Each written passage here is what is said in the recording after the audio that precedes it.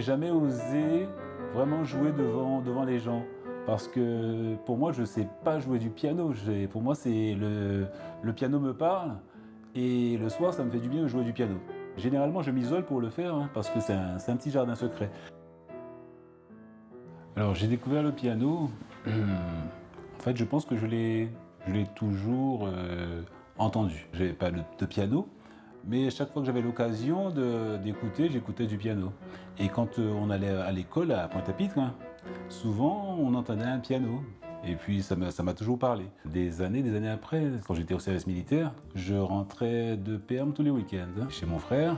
Il a un ami qui avait un piano, on était chez lui, je lui dis « Tiens Didier, j'ai toujours eu envie de faire du piano ». Il me répond « Le piano il est là, installe-toi ». Donc je m'y suis mis et puis ça m'a plu.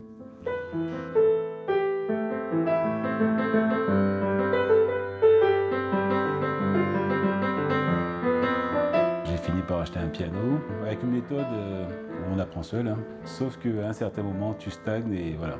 Déjà, quand je dis solfège, moi, ça jouait pas. Moi, il fallait que ça soit tout de suite, je sois tout de suite dans le bain, que je sois... Donc, la méthode, j'ai mise assez rapidement de côté. Et après, j'ai essayé de prendre des cours. Ça mettait trop de temps. Pour moi, ça doit être instantané, spontané. Et puis voilà, un beau jour, je me suis arrêté. Des années plus tard, je tombe sur quelqu'un. Elle apprend que je cherche un piano. Elle rencontre ma compagne. Elle lui dit « Tiens, je sais que Harold cherche un piano. » Dis-lui que s'il est intéressé, le mien c'est un piano d'études, c'est quand il veut, il peut venir le chercher. J'ai été le chercher. Depuis ce jour, il est à la maison. Je suis Harold, je vis à Strasbourg depuis plus de 20 ans. Je suis originaire de la Guadeloupe.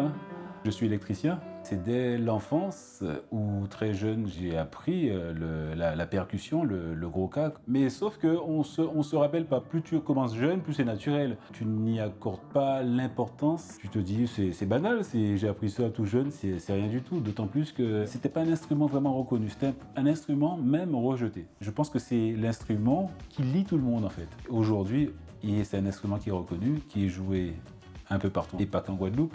Et on a tendance un peu même à apporter cet instrument dans des musiques qu'on n'imaginait même pas. Et aujourd'hui, c'est le cas et ça fait plaisir.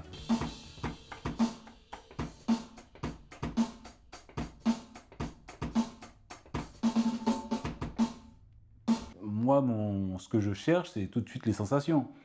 La batterie, je la travaille, je sais ce que je recherche, je sais ce que je veux. Le piano, c'est plutôt lui qui me guide, qui m'inspire. Et puis je ne cherche pas à le maîtriser. Je me laisse aller et c'est comme ça vient. Et d'ailleurs ma manière de jouer, elle est peut-être complètement différente de celle des autres parce que je n'ai pas les codes. Je n'ai pas appris la musique, donc je me permets beaucoup de liberté. Mais en tout cas, quelque chose est sûr, c'est que pour moi le piano c'est synonyme d'improvisation. Parce que je ne sais faire que ça. Est-ce que ça sonne bien? Est-ce que c'est joli? Je ne peux pas porter de jugement. Est-ce que je prends plaisir à le faire? C'est 100%, c'est même 200%.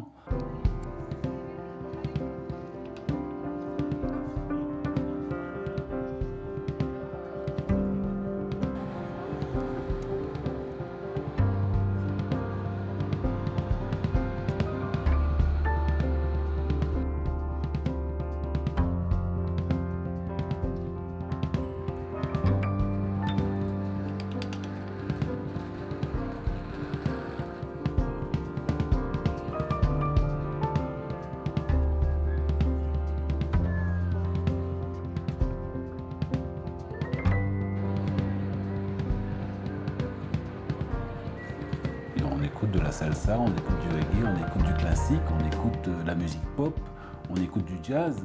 Donc on est beaucoup influencé par toute sonorité et je trouve ça très enrichissant. Quand je quitte le boulot, quand j'ai fini ma journée, je sais que je rentre à la maison et il me faut peut-être 1 heure de musique tous les jours. Jouer du piano, taper la batterie, ça passe par les doigts, ça passe par le ressenti, l'instrument lui-même. Est-ce que c'est à force de jouer que c'est devenu effectivement vital? En tout cas, c'est sûr que ça libère, ça remet tout à plat et ça booste, c'est de l'énergie en fait. Oui, c'est nécessaire, c'est vital.